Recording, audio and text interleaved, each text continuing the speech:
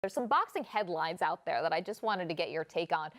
And unfortunately, they only kind of tangentially have to do with boxing. And that's this Floyd Mayweather, Conor McGregor potential matchup that we may see. I mean, when you hear about Floyd possibly getting into a boxing ring with an MMA fighter, what goes through your mind? Well, I'm getting older. There is a possibility. Could it happen? Yes. I mean, it could be doable. But the only problem I have is how would they fight? Is it MMA fighting? Is it, boxing, just strictly boxing? Because if it's just boxing, Mayweather wins hands down.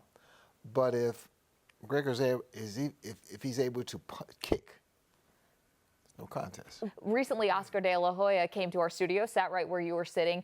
He said Mayweather and McGregor would be a disgrace to the sport of boxing. I mean, would you go that far? Does it tarnish the sport if Floyd Mayweather, the biggest draw, is not taking on Gennady Golovkin, not taking on Alvarez again, but is going to MMA? Will it damage boxing? Not necessarily. Not one event could destroy boxing. Will it help? No, not necessarily. Because it's looked upon as being a joke, if you will. Yeah. Would you have ever taken that fight? I mean, you were in one of the golden eras of boxing. Could you have ever imagined doing a stunt like this? For $200 million? Right. Everyone's got a price. But I mean, no, I wouldn't do that. But then again, I don't know what my mindset would be. Hell, he's 40, right? Now Mayweather's 40. I don't know where my mind would be at the tender age of 40. Right. Do you think Floyd ever gets back in the ring? He's at 49-0. Put McGregor aside for a moment. I spoke with Floyd and I said, hey man, you have to,